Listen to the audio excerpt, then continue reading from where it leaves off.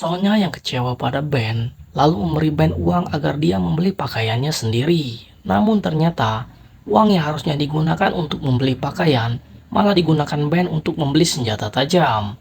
Suatu siang saat Ben sedang duduk sambil mendengarkan musik, tiba-tiba Joe datang dan menghina radio yang Ben pakai.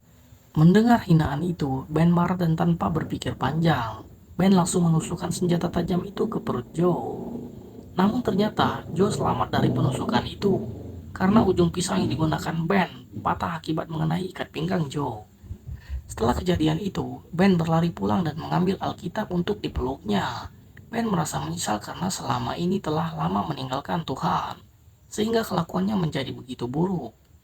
Tahun 1969, Ben berhasil mendapatkan beasiswa di Universitas Yale dengan jurusan kedokteran, ahli bedah di universitas itu.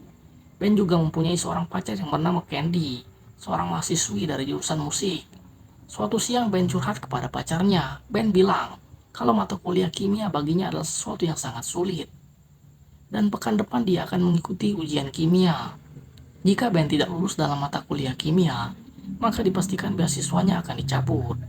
Mendengar curhatan Ben, Candy lalu membantu Ben dalam proses belajar kimia. Namun setelah siang malam Ben mempelajari mata kuliah kimia, ia tetap tidak bisa memahami rumus-rumus kimia. Ben hampir putus asa, karena jadwal ujian sudah tinggal 1 hari lagi. Namun dia belum bisa menguasai rumus-rumus kimia. Sampai pada akhirnya, dia ketiduran dan dalam tidurnya, Ben bermimpi mempelajari rumus-rumus kimia dengan sangat mudah. Di dalam mimpi itu, ibunya juga datang dan memberi solusi untuk masalah yang Ben hadapi. Pagi hari pun tiba, Ben merasa memiliki keajaiban di dalam dirinya. Dia mampu mengerjakan soal-soal kimia itu dengan sangat mudah. Dan ketika Ben melihat hasil ujiannya, dia begitu senang karena mendapatkan kelulusan atas mata kuliah kimia. Kehidupan Ben pun berlanjut tahun 1976. Ben mendaftarkan dirinya menjadi dokter bedah saraf di Rumah Sakit Johns Hopkins. Namun di tahun itu, Ben harus bersaing dengan 125 calon dokter lainnya.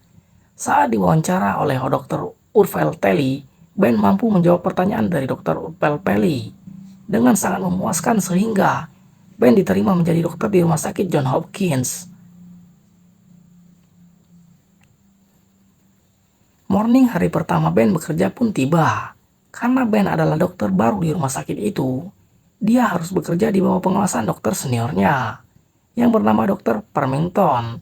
Namun Dr. Permington terlihat tidak begitu menyukai Ben, karena Ben adalah orang kulit hitam. Perlakuan rasis dari dokter seniornya membuat Ben begitu sedih. Namun Candy yang sekarang sudah jadi istri Ben, menguatkan suaminya agar selalu berpikir positif saat bekerja. Hari-hari pun berlanjut. Suatu siang, di rumah sakit kedatangan korban kecelakaan yang harus dioperasi. Saat itu juga, namun di rumah sakit saat itu, tidak ada satupun dokter bedah. Pihak rumah sakit sudah berusaha menghubungi dokter-dokter bedah di sana, namun tidak ada hasil. Melihat kondisi yang sangat darurat, seorang perawat meminta pada Ben untuk mengoperasi pasien. Itu awalnya Ben menolak. Karena jika Ben mengoperasi pasien tanpa pengawasan dari dokter Permington, itu adalah tindakan yang ilegal. Dan konsekuensinya, jika Ben gagal dalam mengoperasi pasien itu, maka karir Ben sebagai dokter akan berakhir. Namun karena tidak ada pilihan lain untuk menyelamatkan pasien itu, Ben pun akhirnya melakukan operasi pertamanya.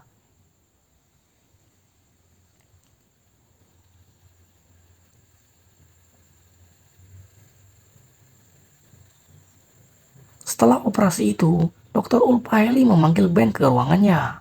Di ruangan itu, Ben mendapatkan teguran keras dari Dr. Ulpaeli.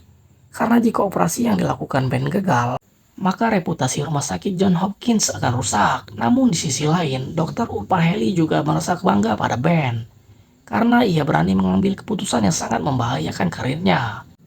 Tahun 1985, Ben yang kini sudah menjadi dokter bedah